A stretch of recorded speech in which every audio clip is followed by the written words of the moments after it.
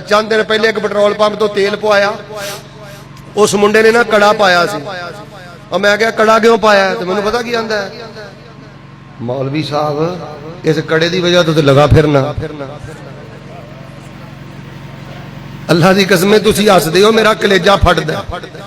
चंगा भला हट्टा कट्टा नौजवान आंदा मौलवी इस कड़े की वजह तो लगा फिरना।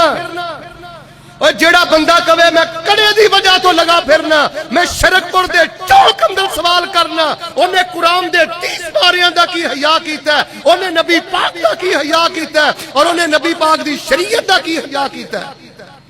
कड़ियां दी पूजा, छलियां दी पूजा, छितरां दी पूजा।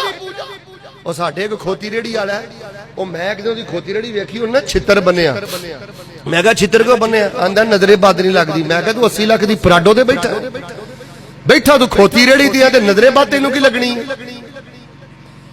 गंदियां कालियां टाकियां पूजदे जे। 45 लाख की गड्डी लैके काले रंग की टाकी बनी है। लोगो